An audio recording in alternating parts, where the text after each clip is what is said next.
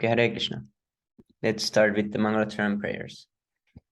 Om Namo Bhagavate Vasudevaya. Om Namo Bhagavate Vasudevaya. Om Namo Bhagavate Vasudevaya. Om Jnanatimirandasya Jnananjana Salakaya Chakshurun Militam Yena Tasmai Sri Gurave Namaha. Sri Chaitanya Manobhistam Stapitam Yena Bhutale Swayam Rupa Kadama Yam Darati Swaparantikam. Vandeham Sri Guru Sri Dutapada Kamalam Sri Gurun Vaishnavamscha Sri Rupam Sagrijatam Sahagana Raghunatan Vitam Tam Sajivam Sarvaitam Savarutam Parijana Sahitam Krishna Chaitanya Devam Sri Radha Krishna Padan Sahagana Lalita Sri Visakan Vidamscha He Krishna Karuna Sindho Dinabandho Jagatpate Gopesha Gopika Kanta Radha Kanta Namostute Tapta Kanchana Gourangi Radhe Vrindavaneswari Vrisabhanusute Devi Pranamami Haripriye Pancha Kalpatarupyascha Kripa Sindhupya Evacha Patitanam Pavanebhyo Vaishnavebhyo Namo Namaha Namo Vishnu Padaya Krishna Pristaya Bhutale Srimate Bhaktivedanta Swami Nitinamine Namaste Saraswate Deve Gauravani Pracharine Nirvisesha Shunyavadi Pashatari Shatarine Jai Shri Krishna Chaitanya Prabhu Nityananda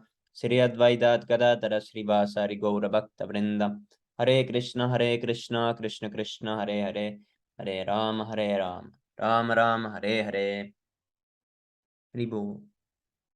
Okay, so today we read chapter 18 and the subject is killing the demon Pralambasura. Haribo. After extinguishing the devastating fire, Krishna surrounded by his relatives, friends, cows, calves, and bulls, and glorified by their singing, and again entered Vrindavan, which is always full of cows. While Krishna and Balaram were enjoying life in Vrindavan, in the midst of the cowherd boys and girls, the season gradually changed to summer. The summer season in India is not very much welcomed because of the excessive heat. But in Vrindavan, everyone was pleased because the summer there appeared just like spring. Yeah, this is like Finnish summer, just like spring always. This was possible only because Lord Krishna and Balaram, who are the controllers even of Lord Brahma and Lord Shiva, were residing there. In Vrindavan, there are many falls which are always pouring water, and the sound is so sweet that it covers the sound of the crickets. And because water flows all over, the forest always looks very green and beautiful. The inhabitants of Vrindavan were never disturbed by the scorching heat of the sun or the high summer temperatures. The lakes of Vrindavan are surrounded by green grasses, and various kinds of lotus flowers bloom there, such as the Kalhara Kanjot Pala, and the air blowing in Vrindavan carries the aromatic pollen of those lotus flowers. When the particles of water from the waves of the Yamuna, the lakes, and the waterfalls touched the bodies of the inhabitants of Vrindavan, they automatically felt a cooling effect. Therefore, they were practically undisturbed by the summer season. Vrindavan is such a nice place. Flowers are always blooming, and there are even various kinds of decorated deer. Birds are chirping, peacocks are crowing and dancing, and bees are humming. The cuckoos there sing nicely in 5 kinds of tunes. Krishna, the reservoir of pleasure, blowing his flute, accompanied by his elder brother Balaram and other cowherd boys and cows, entered the beautiful forest of Vrindavan to enjoy the atmosphere. They walked into the midst of newly grown leaves of trees whose flowers resembled peacock feathers. They were garlanded by those flowers and decorated with saffron chalk. Sometimes they were dancing and singing, and sometimes wrestling with one another. While Krishna danced, some of the cowherd boys sang, and others played on flutes. Some bugled on buffalo horns or clapped their hands, praising Krishna. Dear brother, you are dancing very nicely. Actually, all these boys were demigods, descended from higher planets to assist Krishna in his pastimes. The demigods garbed in the dress of the cowherd boys were encouraging Krishna in his dancing, just as one artist encourages another with praise. Up to that time, neither Balaram nor Krishna had undergone the hair cutting ceremony. Therefore, their hair was clustered like crow's feathers. They were always playing hide and seek with their boyfriends or jumping or fighting with another. Sometimes, while his friends were chanting and dancing, Krishna would praise them. My dear friends, you are dancing and singing very nicely. The boys played at catching ball with bell-shaped fruits and round amalaki. They played blind man's buff, challenging and touching one another. Sometimes they imitated the forest deer and various kinds of birds. They joked with one another by imitating croaking frogs, and they enjoyed swinging underneath the trees. Sometimes they would play like a king and his subjects amongst themselves. In this way, Balaram and Krishna, along with all their friends, played all kinds of sports and enjoyed the soothing atmosphere of Vrindavan, full of rivers, lakes, rivulets, fine trees, and excellent fruits and flowers. Once while they were engaged in their transcendental pastimes, a great demon of the name Pralambasura entered their company, desiring to kidnap both Balaram and Krishna. Although Krishna was playing the part of a cowherd boy as the supreme person of Godhead, he could understand everything, past, present, and future. So when Pralambasura entered their company, Krishna began to think how to kill the demon, but externally he received him as friend. Oh, my dear friend, he said, it is very good that you have come to take part in our pastimes. Krishna then called all his friends and ordered them, now we shall play in pairs. We shall challenge one another in pairs. With this proposal, all the boys assembled together. Some of them took the side of Krishna and some of them the side of Balaram, and they arranged to play in duel. The defeated members in duel fighting had to carry the victorious members on their backs. They began playing and at the same time tended their cows as they proceeded through the Bandiravana forest.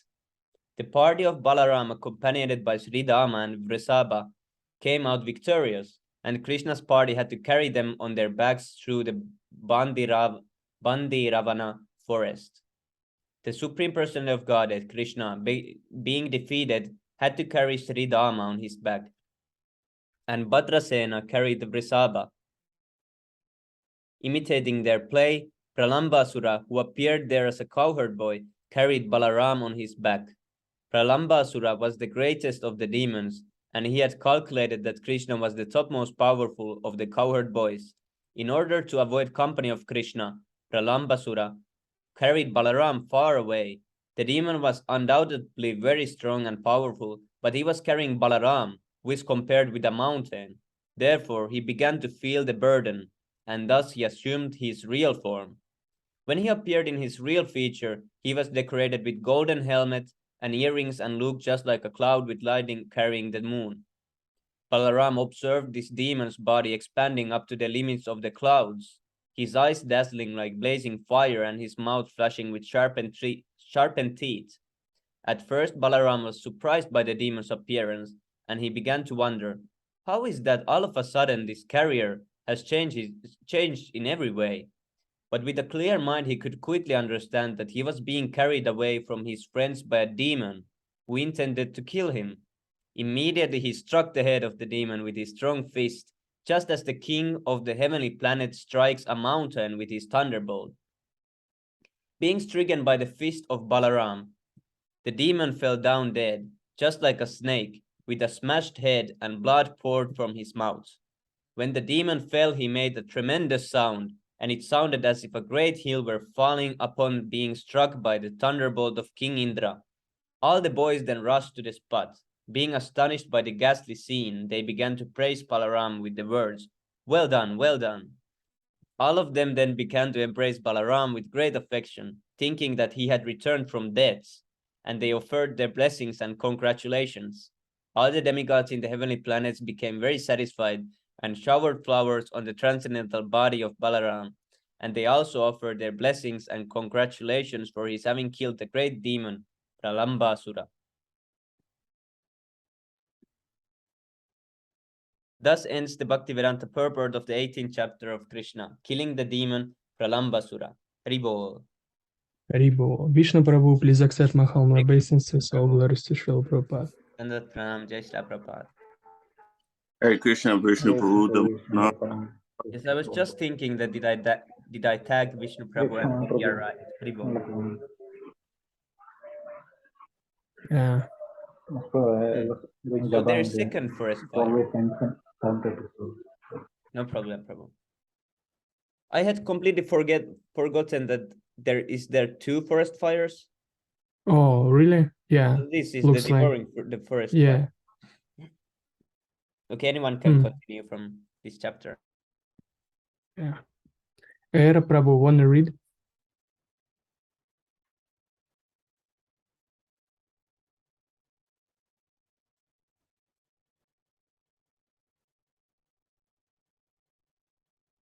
Maybe Manu Prabhu. I can read. Sure, bro. Okay. While Krishna and Balaram and their friends were engaged in the pastimes described above, the cows being unobserved began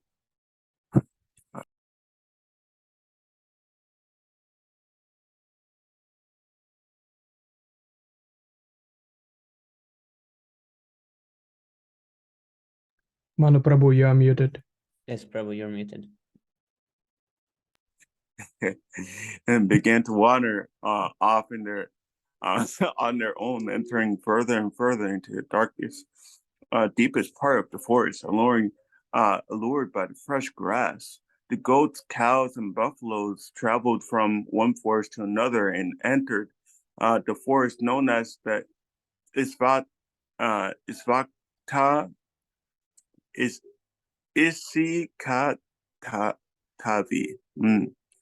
This forest was full of green grass, therefore they were allured. But when they entered, they saw that there was a forest fire, and they began to cry. On the other side, Balarama and Krishna, along with their friends, could not find their animals, and they became very aggrieved. They began to trace the cows by following their footprints, as well as the path of eaten grass.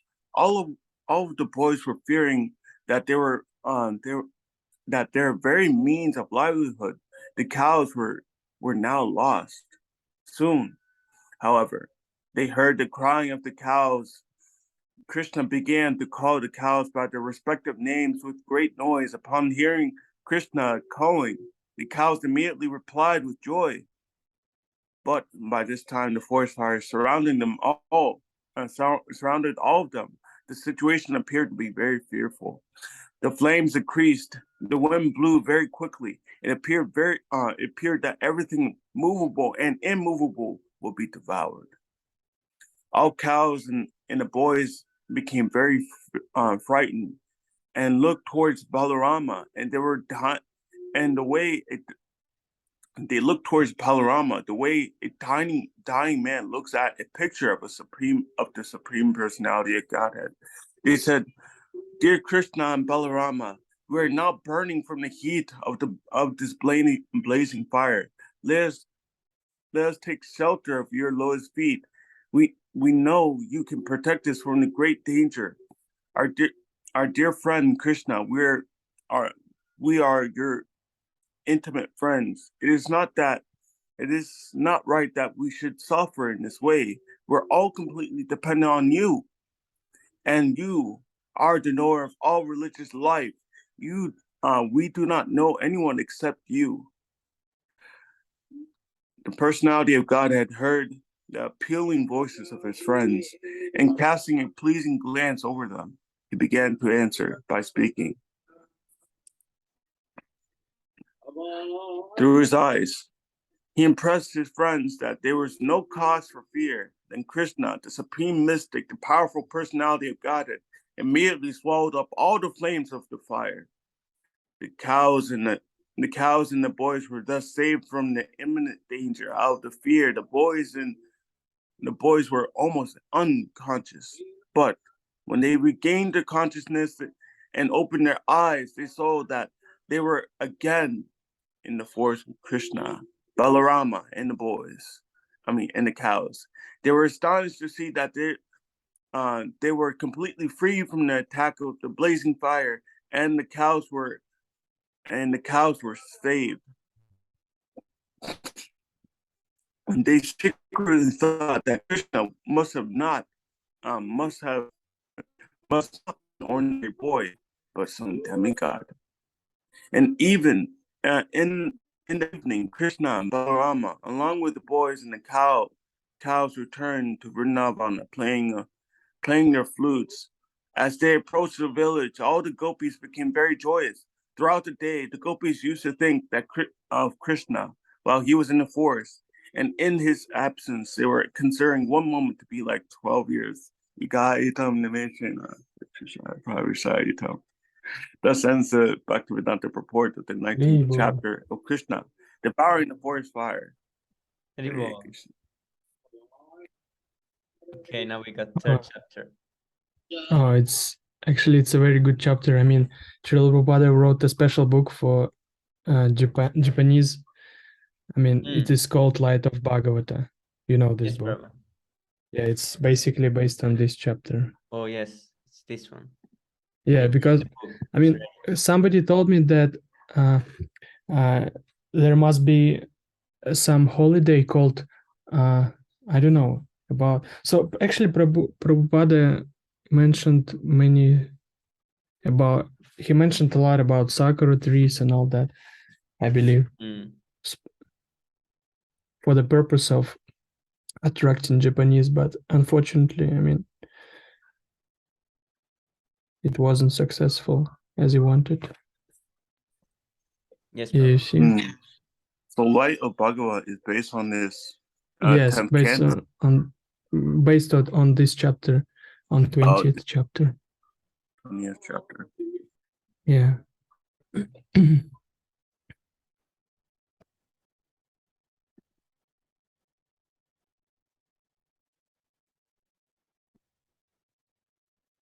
Okay. Description of autumn. The killing of Pralambasura and the devouring of the devastating forest fire by Krishna and Balaram became household topics in Vrindavan. The cowherd men described these wonderful activities to their wives and to everyone else, and all were struck with wonder. They concluded that Krishna and Balaram were demigods who had kindly come to Vrindavana to become their children. In this way, the rainy season ensued. In India, after scorching heat of the summer, the rainy season is very welcome. The clouds accumulating in the sky, covering the sun and the moon, become very pleasing to the people, and they expect rainfall at every moment. After summer, the advent of the rainy season is considered to be a life-giving source for everyone. The thunder and occasional lightning are also pleasurable for the people. The symptoms of the rainy season may be compared to the symptoms of the living entities who are covered by the three modes of material nature. The unlimited sky is like the supreme Brahman, and the tiny living entities are like the covered sky, or Brahman covered by the three modes of material nature. Originally, everyone is part and parcel of Brahman. The supreme Brahman, or the unlimited sky, can never be covered by a cloud, by a portion of it can be covered. As stated in the Bhagavad Gita, the living entities are part and parcel of the Supreme Personality of Godhead, but they are only an insignificant portion of the Supreme Lord. This portion is covered by the modes of material nature, and therefore the living entities are residing within this material world. The Brahma Jyoti, spiritual effulgence, is just like the sunshine.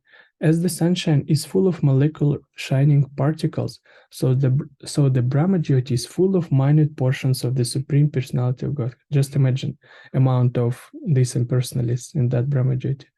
Yes, bro.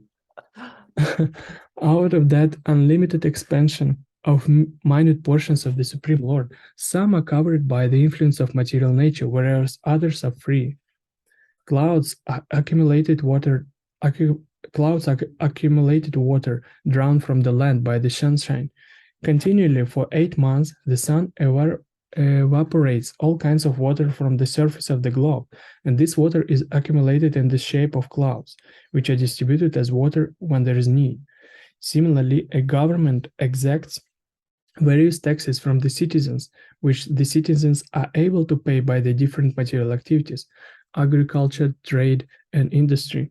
Thus, the government can also exact taxes in the form of income tax and sales tax. This is compared to the sun drawing water from the earth.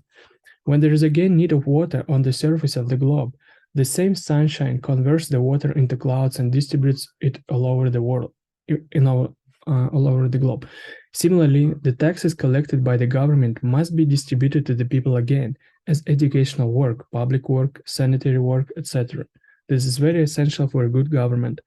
The government should not simply exact tax for useless squandering. The tax collection should be utilized for the people, for the public welfare of the state. Very nice analogy. I remember I took a note on this when I was reading this chapter in Bhagavatam. I mean, this comparing sunshine and taxes. Yeah, that's very So easy. Even such a dump like me, I mean, I understood. When Maharaja Dasharatha, the father of Lord Ramachandra, used to, during the rainy season, there are strong winds blustering all over the country and carrying clouds from one place to another to distribute water. When water is urgently needed after the summer season, the clouds are just like a rich man who, in times of need, distributes his money even by exhausting his whole treasury. So the clouds exhaust themselves by distributing water all over the surface of the globe. When Maharaja Dasharatha, the father of Lord Ramachandra, used to fight with his enemies, it was said that he approached them just like a farmer approaching unnecessary plants and trees. And when there was need of giving charity, he used to distribute money exactly as the cloud distributes rain.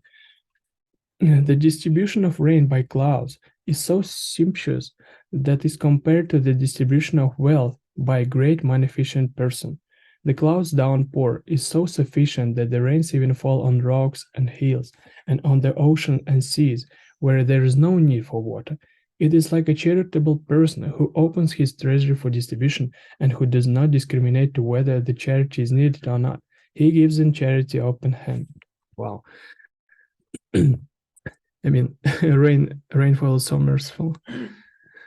Yes, Before before the rainfall, the whole surface of the globe becomes almost depleted of all kinds of energies and appears very lean. After the rainfall, the whole surface of the earth becomes green with vegetation and appears to be very healthy and strong. Here, a comparison is made with the person undergoing austerities for fulfillment of a material desire. The flourishing condition of the earth after rainy season is compared with the fulfillment of material desires. Sometimes, when a country is subjected by an undesirable government, persons and parties undergo severe penances and austerities to get control of the government, and when they attain control, they flourish by giving themselves generous salaries. Yes, this is also like the flourishing of the earth in the rainy season. Actually, one should undergo severe austerities and penances only to achieve spiritual happiness. In the Srimad Bhagavatam, it is recommended that tapasa or penance should be accepted for realizing the Supreme Lord. By accepting austerity in devotional service, one regains his spiritual life, and as soon as one regains his spiritual life, he enjoys unlimited spiritual bliss. But if someone undertakes austerities and penances for some material gain, it is stated in the Bhagavad Gita that the results are temporary and that they are desired by persons of less intelligence. During the rainy season, in the evening, there are many grow worms visible about the tops of trees, hither and thither, and they glitter just like lights. By the luminaries of the sky, the stars and the moons are not visible. Similarly, in the age of Kali, persons who are atheists or miscreants become very prominently visible, whereas persons who are actually following the Vedic principles for spiritual emancipation are practically obscured. Very nice point. Sundar Gopal Prabhu used to quote this. Yeah, I mean, nobody cares for saints in the age of Kali, and so many atheists are visible. Yeah, I mean, become prominent. Yeah, wow. Sadhguru. This age, yeah. Yep. Yeah. This age Kali Yuga is compared to the cloudy season of the living entities. In this age, real knowledge is covered by the influence of material advancement of civilization. The cheap mental speculators, atheists, and manufacturers of so-called religious principles become prominent like the grow worms, whereas persons strictly following the Vedic principles or scriptural injunctions become covered by the clouds of this age. People should learn to take advantage of the actual luminaries of the sky, the sun, moon, and stars, instead of the glowworm's light. Actually, the glowworm cannot give any light in the darkness of night. As clouds sometimes clear, even in the rainy season, and sometimes the moon, stars, and suns become visible, so even in this Kali Yuga, there are sometimes advantages. The sorry, the Vedic movement of Lord Chaitanya's, the distribution of chanting the Hare Krishna mantra, is heard in this way. People seriously anxious to find real life should take advantage of this movement instead of looking toward the light of mental speculators and atheists. After the first rainfall, when there is a thundering sound in the clouds, all the frogs begin to croak, like students suddenly engaged in reading their studies. Students are generally supposed to rise early in the morning. They do not usually arise of their own accord, however, but only when there is a bell sounded in the temple or in the cultural institution. By the order of the spiritual master, they immediately rise, and after finishing their morning duties, they sit down to study the Vedas or chant Vedic mantras. Everyone is sleeping in the darkness of Kali Yuga, but when there is a great acharya, by his calling only, by his calling only, everyone takes to the study of the Vedas to acquire actual knowledge. During the rainy season, many small ponds, lakes, and rivulets become filled with water. Otherwise, the rest of the year they remain dry.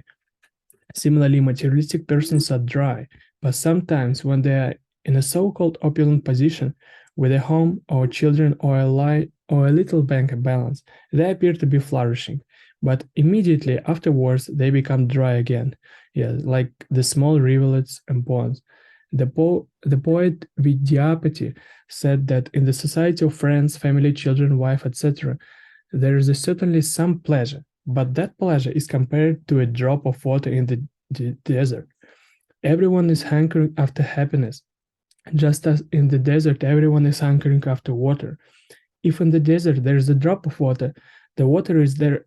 The water is there, of course, but the benefit from that drop of water is very insignificant.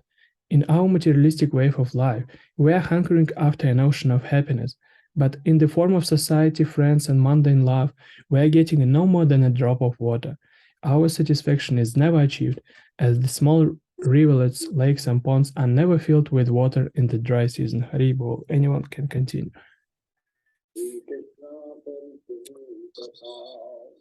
That part that you read, Dimitri Prabhu, that was also in the light of Bhagavat, with the frogs coming out like brahmacharis, singing Vedic hymns. Hmm. Yes, sir. That exact Yeah. line, I was like, wow. Yeah, right. Yeah. Hare Krishna. Vishnu Prabhu, can you read? Can I read too? Yes, bro. Yes, bro. Due to Hare Krishna. Due to rainfall, the grass, trees, and vegetation look very green. Sometimes the grass is covered by a certain kind of red insect, and when the green and red combine with umbrella-like mushrooms, the entire scene changes. Just like a person who has suddenly become rich. The farmer then becomes very happy to see his field full of grain. But the capitalists, who are always unaware of the activities of a supernatural power, becomes unhappy because they are afraid of a competitive price.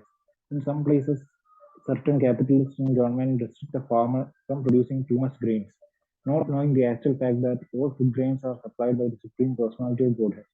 According to the Vedic injunction, Ego Bahuna Yo Vidadhadi Kaman, the Supreme Personality of Godhead maintains this creation. Therefore, he arranges for a supply of whatever is required for all living entities. When there is a population increase, it is the business of the Supreme Lord to feed them. But the persons who are atheists or miscreants do not like abundant production of food grains, especially if their business might be hampered. During the rainy season, all living entities in the land, sky, and water becomes very refreshed, exactly like one who engages in the transcendental loving service of the Lord. We have practical experience of this with our students in the International Society for Krishna Consciousness. Before becoming students, they were dirty looking, although they had naturally beautiful personal features. But due to having no information of Krishna consciousness, they appear very dirty and wretched. Since they have taken to Krishna consciousness, their health has improved, and by following the rules and regulations, their bodily luster has increased. When they are dressed with saffron colored clothes, with tilaga on their foreheads and beads in their hands and on their necks, they look exactly as if they come directly from Vaikuntha. In the rainy season, when the rivers swell and rush to the ocean and seas, they appear to agitate the ocean.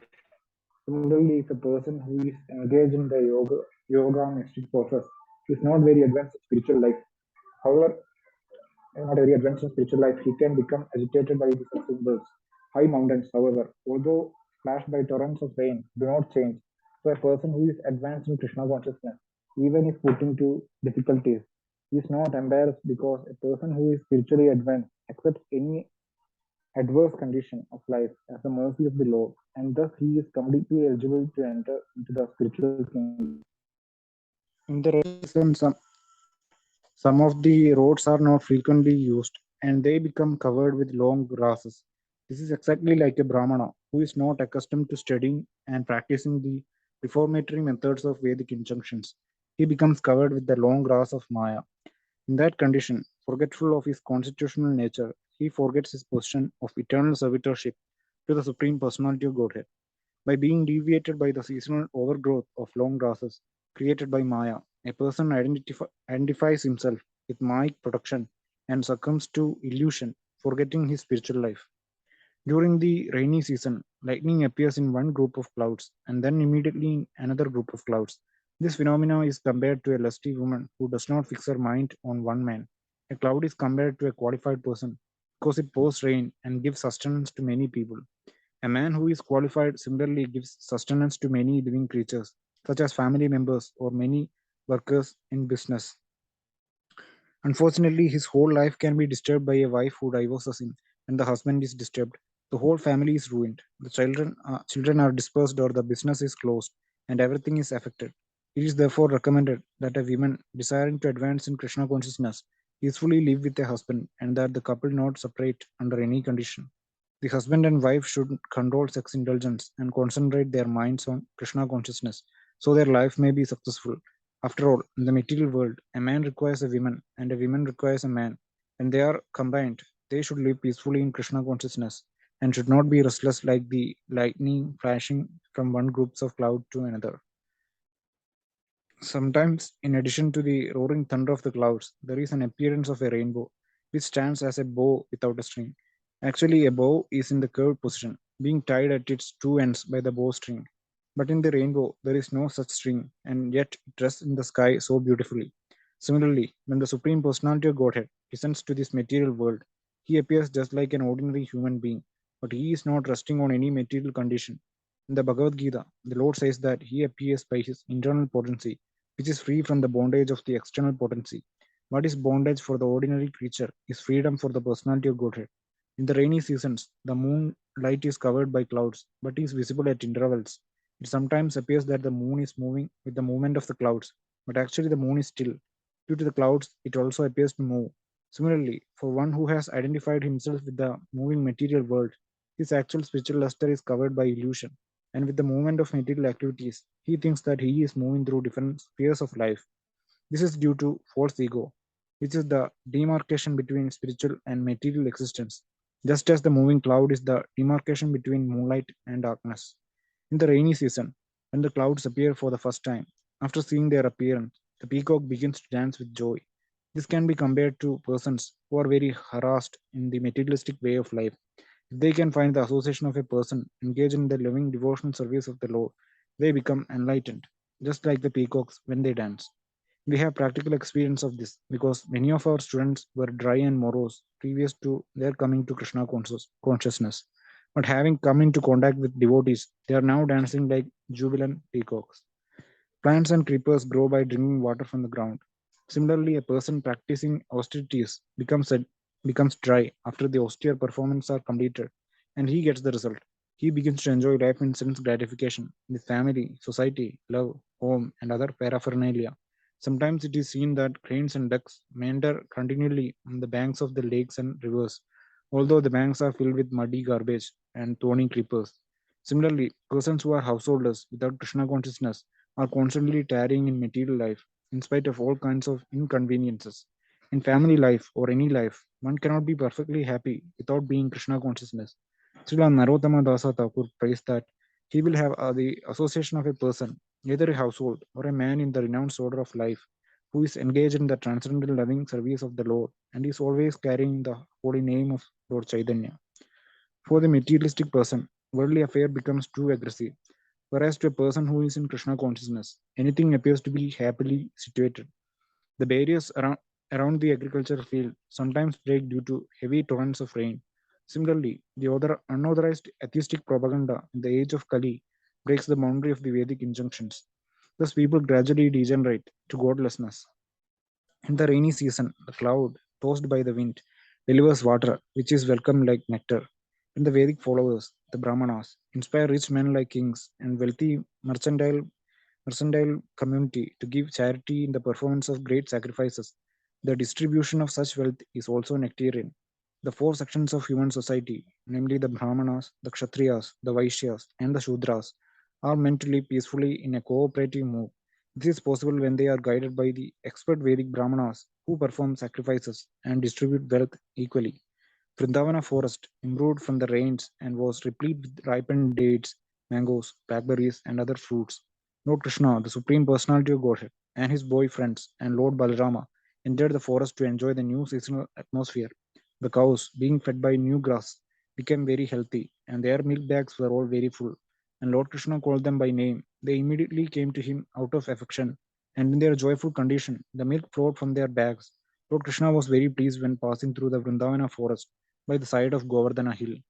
On the bank of the Yamuna, he saw all the trees decorated with beehives pouring honey. There were many waterfalls on Govardhana hill, and their flowering made a nice sound. Krishna heard them as he looked into the caves of the hill, and the rainy season was not ended completely, but was gradually turning to autumn. Sometimes, especially when there was rainfall within the forest, Krishna and his companions would sit under a tree or within the caves of Govardhana hill and enjoy eating the ripened fruits and talking with great pleasure. When Krishna and Balarama were in the forest all day, Mother Yashoda used to send them some rice mixed with yogurt, fruits, and sweet meat. Krishna would take them and sit on a slab of stone on the banks of the Yamuna. While Krishna and Balarama and their friends were eating, they watched the cows, calves, and bulls. The cows appeared to be tired from standing with their heavy milk bags. By sitting and chewing grass, they became happy, and Krishna was pleased to see them. He was proud to see the beauty of the forest, which was nothing but the manifestation of his own energy. At such times, Krishna would praise nature's special activities during the rainy season. It is stated in the Bhagavad Gita that the material energy or nature is not independent in its action. Nature is acting under the superintendence of Krishna. It is also stated in the Brahma Samhita that material nature, known as Durga, is acting as the shadow of Krishna. Whatever order is sent from Krishna, material nature obeys. Therefore, the natural beauty created by the rainy season was acted out according to the indications of Krishna. Soon all water reservoirs became very clean and pleasing, and refreshing air was blowing everywhere. Because of the appearance of autumn, the sky was completely cleared of all clouds, and it recovered its natural blue color. The blooming lotus flower in the clean water is the forest appeared like a person.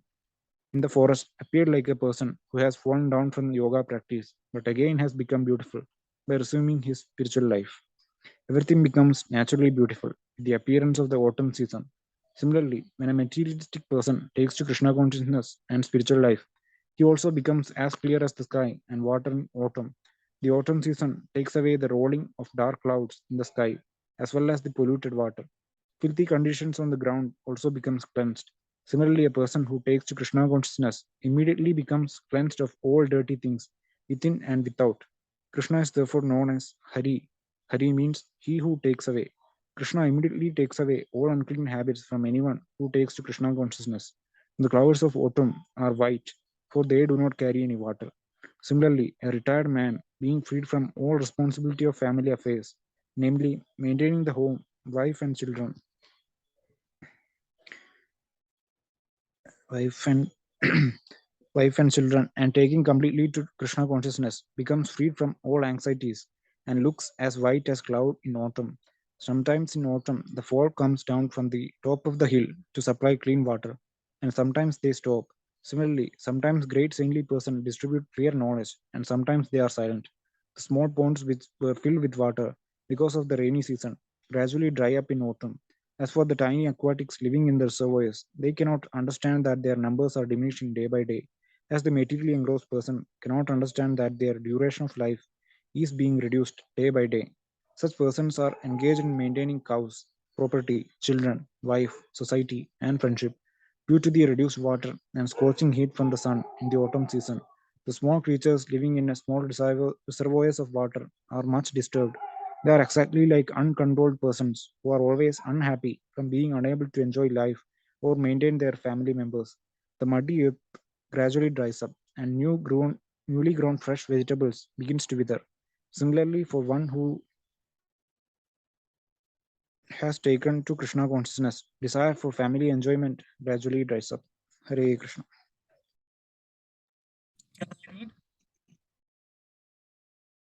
Oh, we almost finished actually. Hare Krishna, yes, Prabhu.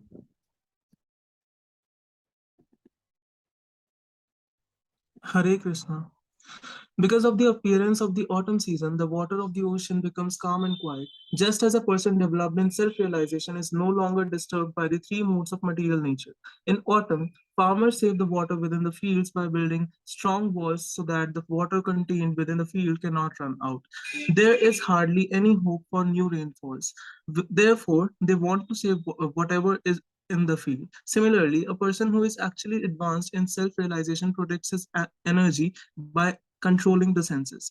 It is advised that after the age of 50, one should retire from family life and should conserve the energy of the body for utilization in the advancement of Krishna consciousness. Unless one is able to control the senses and engage them in transcendental loving service of Mukunda, there is no possibility of salvation. During the daytime in autumn, the sun is very scorching, but at night, due to the clear moonshine, people get relief from the day's fatigue. It is person takes if a person takes shelter in Mukunda or Krishna, he can be saved from the fatigue of misidentifying the body with the self. Mukunda or Krishna is also the source of solace to the damsels of Vrindavan. The damsels of Vraj are always suffering because of separation from Krishna. When they meet Krishna during the moonlit autumn night, their fatigue of separation is also satiated. When the sky is clear of all clouds, the stars at night shine very beautifully. Similarly, when a person is actually situated in Krishna consciousness, he is cleared of all dirty things and he becomes as beautiful as the stars in the autumn sky. Although the Vedas prescribe karma in the form of the offering sacrifices, their ultimate purpose is stated in the Bhagavad Gita. One has to become accept Krishna consciousness after thoroughly understanding the purpose of the Vedas. Therefore, the clean heart is exhibited by a devotee in Krishna consciousness can be compared to the clean sky of the autumn season. During autumn, the moon looks very bright, along with the stars in the clear sky. Lord Krishna himself appears in the sky of the Yadu dynasty, and he was exactly like the moon surrounded by the stars or the members of the Yadu dynasty. When there are ample blooming flowers in the garden in the forest, the fresh, aromatic breeze gives a great relief to the person who has suffered during the summer and rainy seasons. Unfortunately, such breezes could not give any relief to the gopis because of their heart's dedication to Krishna. People in general might have taken pleasure in that nice autumn breeze, but the gopis, not being embraced by Krishna, were not satisfied. On arrival of the autumn season, all the cows, deers, birds, and females in general become pregnant because in that season generally all the husbands become impelled by sex desire. This is exactly like the transcendentalists who by the grace of the supreme lord are bestowed with the benediction of their destinations in life. Srila Rupa Goswami has instructed in his Upadesh Samrita that one should follow devotional service with great enthusiasm, patience, and conviction, and should follow the rules and regulations, keep oneself clean from material contamination, and stay in the association of devotees. By following these principles, one is sure to achieve the desired result of devotional service. For for he who patiently follows the regulative principles of devotional service, the time will come when he will achieve the result, as all wise who reap results by becoming pregnant. During the autumn, the lotus flowers of the lakes grow in large numbers because of the absence of lilies. But both the lilies and lotus flowers grow by sunshine. But during the autumn season, the scorching sunshine helps only the lotus. The example is given in the case of the country where the king of the or the government is strong. The rise of unwanted elements like thieves and robbers cannot prosper. When the citizens become confident that they will not be attacked by robbers, they develop very satisfactorily. A strong government is compared to the scorching sunshine in the autumn season. The lilies are compared to the unwanted persons like robbers, and the lotus flowers are compared to the satisfied citizens of the government. During autumn, the fields becomes filled with ripened grains. At that time, the people become happy over the harvest and observe various ceremonies such as Navan, the offering of new grains to the Supreme Personality of Godhead. The new grains are first offered to the deities in various temples, and all are invited to take sweet rice made of these new grains. There are various religious ceremonies and methods of worship, particularly in Bengal, where the greatest of all such ceremonies is held, called Durga Puja. In Vrindavan, the autumn season was very beautiful when because of the presence of the supreme personality of Godhead, Krishna and Balram. The mercantile community, the royal order, and great sages were free to move to achieve their desired benedictions. Similarly, the transcendentalists who freed from the engagement of the materialistic body also achieved their desired goals. During the rainy season, the mercantile community cannot move from one place to another, and so do not get their desired profit, nor can the royal order go from one place to another to collect taxes from the people. As for saintly persons who must travel to preach transcendental knowledge, they also are restrained by the rainy season. But during the autumn, all of them leave their confines. In the case of the in the case of the transcendentalists, be he a jnani, a yogi, or a devotee, because of his material body, he cannot actually enjoy spiritual achievement. But as soon as he gives up the body or after death, the gnani merges into the spiritual effulgence of the spiritual Lord. The yogi transfers himself to the various higher planets, and the devotee goes to the planet of the Supreme Lord, Golok Vrindavan, or the Vaikuntha's, and thus enjoys his eternal spiritual life. Thus ends the Bhakti Vedanta purport of the 20th chapter of Krishna, description of autumn. Hare Krishna. Ribo. Ribo. Thank you so much, Prabhu, for reading. Okay, now let's go to Siksastakam.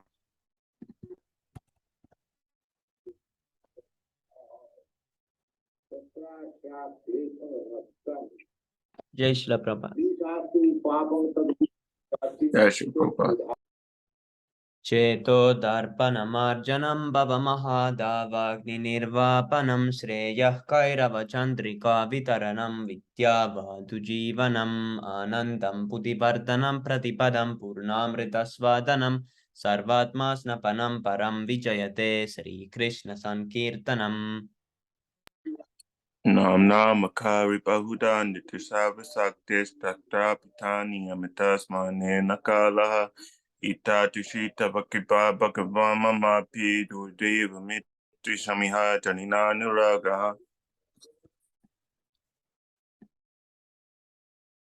तृणादपि सुनिश्चयेन तरोरपि सहिष्णुना अमानिनामानदेन कीर्तनीया सदा हरि न धनं न जनं न सुन्दरीं कवितां वा जगदीशकामये मम जन्मनि जन्मनीश्वरे भवतद्भक्तिरहैतुकी त्वयि अयि नन्दतनुजा किङ्करं पतितां मां विषमे भवां बुधौ कृपया तव पादपङ्कजा स्थितधूलिसदृशं विचिन्तय Nayanam Galad Ashudaya, Vatanam Gatgaruda Griya, Pulakirni Chitamba Pukata Tavanama Grehe Bhavishati. Yuga idam nimeshena chakrusha pravishayidam shunya idam jagat sarvam govinda virahena me. आश्लिष्य वा पादरतं पिनष्टु माम् अदर्शनन् मर्महतं करोतु वा यथा तथा वा विधातुलं पतो मत्प्राणानादस्तु स एव नापरः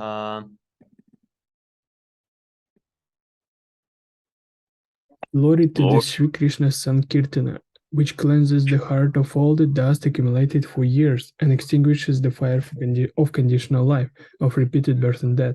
This Sankirtana moment is the prime benediction for humanity at large, because it spreads the rays of the benediction moon. It is the life of all transcendental knowledge. It increases the ocean of transcendental bliss, and it enables us to fully taste the nectar for which we are always anxious. O my Lord, your holy name alone can render all benedictions to living beings, and thus you have hundreds of millions of names like Krishna and Govinda. In these transcendental names, you have invested all your transcendental energies. There are not even hard and fast rules for chanting these names. O my Lord, out of kindness, you enable us to easily approach you by your holy names. But I'm so unfortunate that I have no attraction for them. One should chant the holy name of the Lord in a humble state of mind, thinking oneself lower than the straw in the street. One should be more tolerant than a tree, devoid of all sense of false prestige, and should be ready to offer all respect to others. In such a state of mind, one can chant the holy name of the Lord constantly.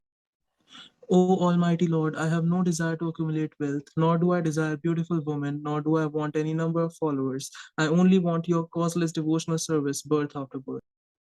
O son of Maharaj Nanda, Krishna, I am your eternal servitor, yet somehow or other I have fallen into the ocean of birth and death.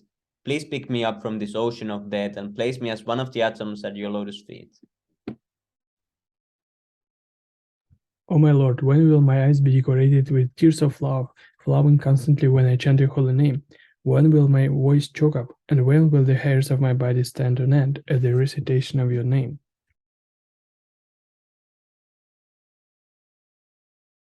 O Govinda, feeling your separations, I am considering a moment to be like 12 years or more. Tears are flowing from my eyes like torrents of rain, and I am feeling all vacant in the world in your absence. I know no one but Krishna is my Lord, and he shall remain so even if he handles me roughly by his embrace or makes me broken-hearted by not being present before me. He is completely free to do anything and everything, for he is always my worship Lord unconditionally. Haribo, Sri Siksastakam ki jai. Jai. Jai, Jai, Sankirtan ki jai.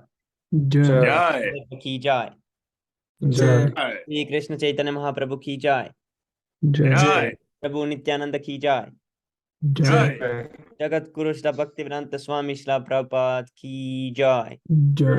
Jai. गौर प्रेमानंदे हरि हरि बोल Hari Hari Bol. Hare Krishna. Haribol. Thank you so much Prabhu